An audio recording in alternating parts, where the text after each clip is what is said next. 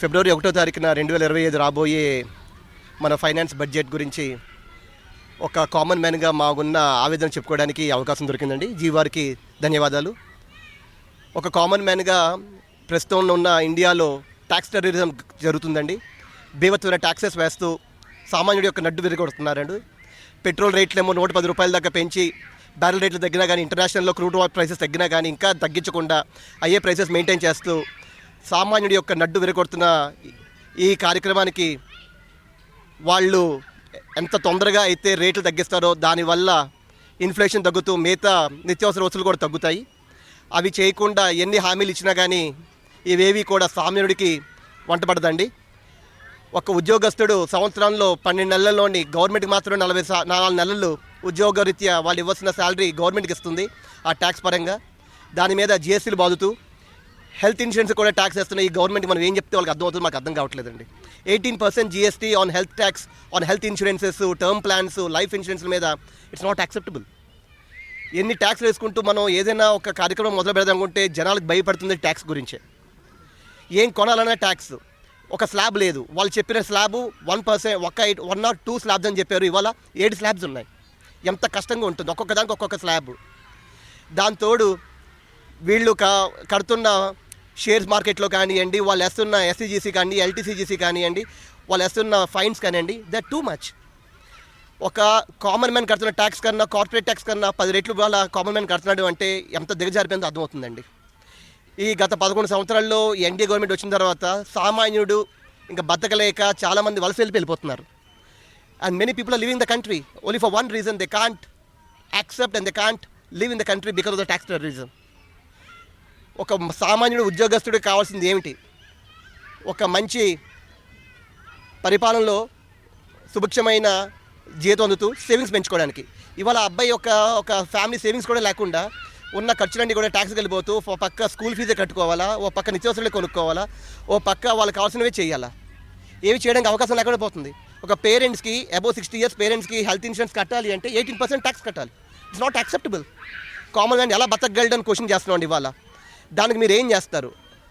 Common man is paying more tax than the capital tax, than the corporate taxes. What is the solution that you going to find? 2013లో the BJP government has come to the government forming and informing that we'll abolish income tax. We abolish everything, all the type of taxes, and today they are depending only on the taxes. And this is not acceptable. ఇవాళ రైల్వేస్లో మీరు పెట్టిన 1-2 rails గురించి మీరు మాట్లాడుతున్నారు కానీ అదే general కోచెస్లో ప్రయాణిస్తున్న కొన్ని లక్షల మంది గురించి మీరు మాట్లాడట్లేదు. జనరల్ కోచెస్ తగ్గించేశారు. Quality of railways come down. What are you doing for it? ఆ డబ్బులన్నీ ఏమవుతున్నాయి? మీరు కడుతున్న ఒక్క ప్రాజెక్ట్ గురించి, బాంబే టు అహ్మదాబాద్ కడుతున్న బుల్లెట్ ప్రాజెక్ట్ గురించి కొన్ని లక్ష కోట్లు కడుతున్నారు. Why can't you develop other stations? South India is paying more than 48% of the total taxes to the country. కానీ మనకు ఇస్తుందంత 18% of the taxes coming to South India. Why? Question చేసే వాళ్ళు ఎవరు లేరా? మాట్లాడారు ఎవరు? కామన్ మ్యాన్ అడిగేవాళ్ళు అయితే మీ దాకా రాదా? 3 years బ్యాక్ ఒక గ్యాస్ సిలిండర్ 400 రూపాయలు ఉండేది, ఇవాళ 900 రూపీస్ అయింది. Why? What are we doing for it? Freebies ఇవ్వము అని చెప్తున్నా. ఇవాళ BJP government is demanding on freebies. మీరు వద్దు అంటున్నా, మీరు ఇస్తున్నారు freebies. What are you doing for that? Common మ్యాన్కి మీరు ఇవ్వగలిసింది ఏంటి? I'm asking you, Mrs Nirmala Sitharaman, as a common man in the country, what are you doing for the common man? as an income tax payer, you have the right to ask you, and please give us an answer with the right benefit and with the right tax system. This is absolutely nonsense to everybody. My name is Satyanarayana, a retired bank manager. So, నా play ఏంటంటే to the Nirmala Sitharaman, one way you are giving and other way you are taking. ఏం మిగలట్లేదు. ఈ surplus surplus కాదు కదా, చాలా కష్టమైపోతుంది అనమాట. ఎందుకంటే మీరు ఇస్తున్నారు, తీసుకుంటున్నారు, ఏమి మిగలట్లేదు అసలు.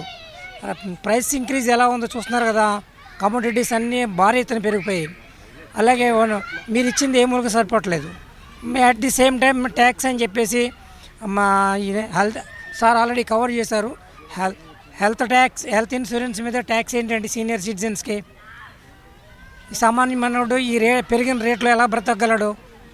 మీరు పెంచక్కర్లేదు, శాలరీస్ పెంచక్కర్లేదు, కానీ మాకు అప్పుడు ఏ రేట్లో దొరికినాయో ఆ రేట్లు మాకు ఇవ్వండి.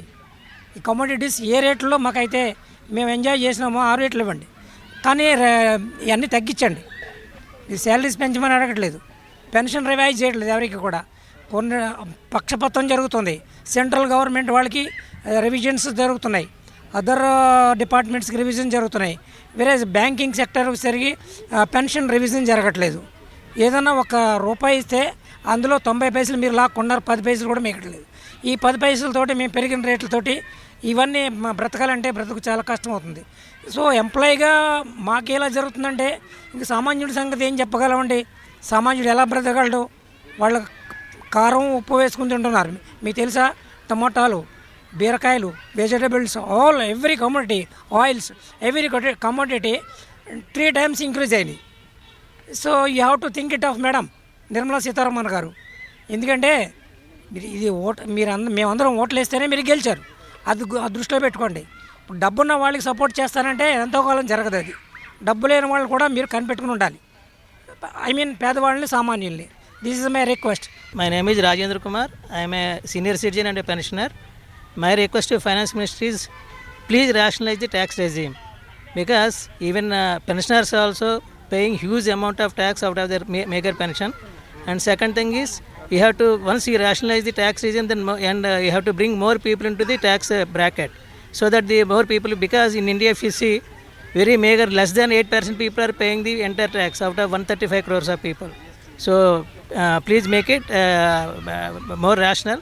And second thing is, please abolish tax on the insurance premium, and try to reduce the health insurance premiums also, because being a pensioner we are unable to, because in India healthcare is very very expensive. All private sector and corporate hospitals are demanding huge amount of money from the public. So that should be rationalized, and you have to abolish at least insurance tax on the insurance premium. That's all. ప్రభుత్వము రైల్వేస్లో senior సిటిజన్స్కి chances ఇచ్చారు. అలాగే మార్కెట్లోని అన్ని విషయాల్లోనూ కూడా senior సిటిజన్స్కి అన్ని రేట్లలో కూడా chance ఇస్తే చాలా బాగుంటుందని చెప్పేసి నేను కోరుకుంటున్నాను.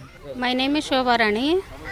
గ్యాస్ కానీ ఏది కానీ కొనుక్కునేటట్టే లేదు. మేము మా పాప దగ్గర ఉంటున్నాము. ఇప్పుడు మా పాప వచ్చే జీతంతో హెల్త్ ఇన్సూరెన్స్ కట్టాలన్నా, లేకపోతే ఈ గ్యాస్ నెల నెల మందులు ఇవ్వాలన్నా చాలా కష్టంగా ఉంది. అయినా కూడా తను కష్టపడి వేరే ఇంకొక జాబ్ కూడా చేసుకుంటూ మమ్మల్ని చూసుకుంటుంది. అలాంటి వాళ్ళకి ఏదైనా అవకాశం చూపించే అవకాశమే లేదు అసలుకి. ఈ ప్రభుత్వం బీజేపీ మేము ఎంతో ఇష్టపడి వేసాము మేము, కానీ ఏమైనా మాకు ఉపయోగం లేదు అసలుకి. నా పేరు సరోజ. మధ్యతరగతి వాళ్ళు నిజంగా బతకటం చాలా కష్టంగా ఉంది. నాకు 2 పాపలు. మేము మా వారు 20 years నుంచి ఏమీ చేయలేకపోతున్నారు. ఆడపిల్లల దాని మీదనే, ఆడపిల్లల మ్యారేజ్లు అయినా కూడా వాళ్ళే పంపిస్తూ ఉన్నారు. ప్రతిదానికి ట్యాక్స్ అంటున్నారు. గ్యాస్ పెరుగుతుంది, ఏ నిత్యావసర వస్తువు, కూరగాయలు రోజు రోజుకి రేట్లు పెరిగిపోతూ ఉంటాయి. చాలా సామాన్యుడు బతకటం కష్టంగా ఉంది. అంతా దృష్టిలో పెట్టుకొని బడ్జెట్లో అన్నీ ఆలోచించి ఇవ్వవలసిందిగా కోరుచున్నాం ప్రభుత్వం వారిని.